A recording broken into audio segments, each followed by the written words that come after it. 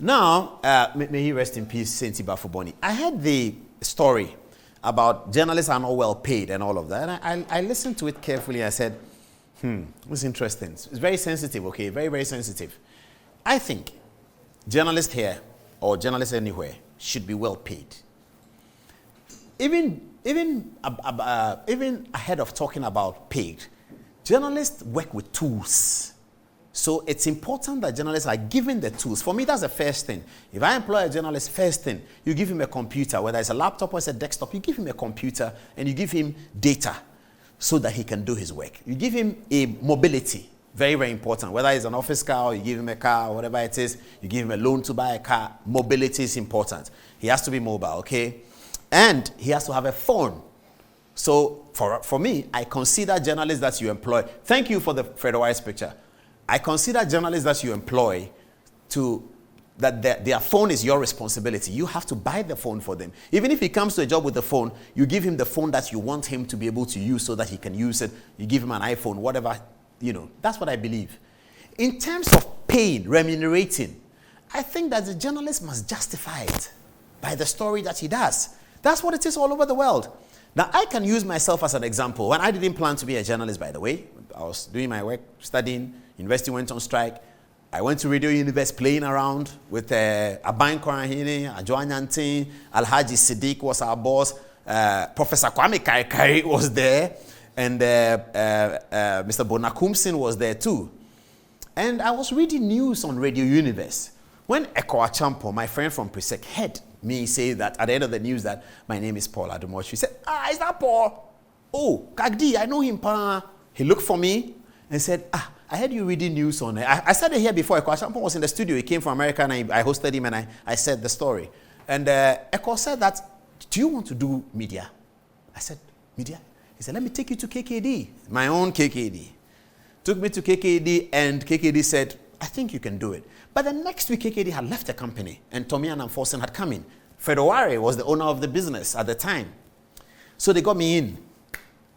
As an intern, I started reading news. What's the name again? George Brune. Great. George Brune will help me with some pronunciations here and there, and then I get it well, and then we read on, okay? And then Fred Oware took an interest in me and said, what do you do? I said, I'm a student at the university. So Fred Oware came and said, when you read the news in the morning, by the time I come to work, you are not here. I always hear you at 6 o'clock, and by the time I come, they say, you've gone. Where do you go? I said, I go to school. He said, where? I said, Legon. He said, oh, what are you studying? I told him, blah, blah, blah. Okay. He said, okay, that's good. So you're doing this as what, an intern? I said, yes. He was the owner of the business. He and Alhaji Nayak, they were the owners of Choice FM, as it was then called. Kwabena Peku was there, Sammy B was there, everybody was there, okay? And Kofi Owusu was there. They would teach me. In fact, I have to say something about Victor Markin. He taught me how to pronounce Arabian names, Hariri and all of that. But Victor Markin taught me that. So the news is ready. They give it to me because I'm an intern. They give it to me in the newsroom. I read it to Victor Markin. He says, no, check this one. Change this pronunciation. Change that. And then I go and read. When I finish reading, Tommy will say, you didn't pronounce this word well. So go back and say it again. And that's why Tommy taught me about saying the time. You don't say it's 10:32 on radio. You say hour to the half, and then from there you go to the next hour because you have to prepare people's minds for the next hour and tell them they are getting late. So you don't say it is 10:45. You say it's 15 minutes to the top of the hour at 11. So from Fred Oware, I moved to let's have the other picture. I need to see Bafuboni, please. Fred Oware was great, and note him down. I moved to Bafuboni. I'm still a student. Bafuboni gives me a job on Fridays. I did that job with the current deputy chief of staff, Emmanuel Bosman, Carlos von Brazzi, the two of us. We did a program called Sunday Morning Rejoinder. What was the rejoinder about? Bafuboni is a big man on the NDC, and he felt that the Ghanaian Chronicle was giving the NDC bad press. I was friends with Kofi Kumsin, okay? And he felt that let's take the Ghanaian Chronicle stories, and instead of NDC people writing to Chronicle, they should write to our program, and then we publish their rejoinder. So the program was called the Friday Morning Rejoinder. Everybody was listening. Because Chronicle is daily. But was it daily at the time? Monday, Wednesday, something. So by Friday, Bafuboni comes and says, Ato Ahoy says the story is not true. This is the truth. Christina Makunoma says this. So we have all that. So we pick Chronicle story Monday. We read the story. We read the rejoinder. we open phone lines. If we have somebody to talk to on the phone, we talk to them. We don't, we move on. Next Chronicle story. And Kofi Kumsin really liked that. I thought he was going to get upset. He was excited. And he will call me on Wednesday and say, look, I have done a story. You cannot rejoin. It is solid. Let's rejoin. Let's see. And we laugh like that. That's how journalism was. We were rejoining to his stories. He was happy with us. Bafuboni was the owner of that program. He produced it. He was in the studio himself. And when I say something, he would say, yeah, that's solid. You play music. And, beautiful. So Fred Aware was my first boss. Bafuboni was there. And then I moved to Joy. Still as a student, by the way. I ended up, after 1 year after finishing university, I left Joy. I did Joy for about 2.5 years. And then later on, I went to do election 2012. I did election 2004. On elections, sometimes they'll call me and say, come in. Now they don't anymore because I'm old, isn't it? But in those days, they'll call me and say, 2012 was the last one. Kofi Ansah called and says, Kwesi says, can you come and do the election thing? So I went in and I did. You can check. Those of you who think I'm lying, you can check. 2012, I did Joy FM's election reporting. I wasn't working there. I was doing Good Evening Ghana. They called me and said, come and do it. 2004, Kofi Owusu, that's when Evans Mensah arrived. Kofi Owusu was there. He called me. Can you cover the NDC stuff for us? So I'll do that. Go to Legon and cover the NDC Congress. The one Professor Mills won against Pio Gabra. The one E.T. Mensah was beating me up. I was doing it for Joy. I was doing Good Evening. I was in a staff of Joy. They called me to come and do it. Okay. So Kwesi was my other boss. Fantastic man. And if I mention Kwesi as my boss and I don't mention Samens, it's not complete. Because Samens was the real boss. Now, among all of these bosses, I have to say it. Samens, Kwesi Chum, Bafuboni, and Fred Oware. I, as a journalist, I have never been underpaid. It's not possible. I have never, ever, as a journalist, for my intern days, been underpaid. And I know there are other journalists who can say the same thing. So journalism is not a poor-paying job. No way. And he had Metro TV, Talal Fatal. Oh, I should have added Talal Fatal, of course. Please find his photograph. Alhaji Talal Fatal is my man. He brought me to Metro TV. It's the longest place I've worked. Okay, interesting. This is Talal Fatal. Fantastic man. Completely fantastic. The best boss I had before Zoom Lion. This is the best boss. Now Zoom Lion is the best. Talal Fatal was the best before that. He held my hand from 2001 up to 2017 and made me the official producer and presenter of this program. He named it Good Evening Ghana. I was going to name it Newsnight.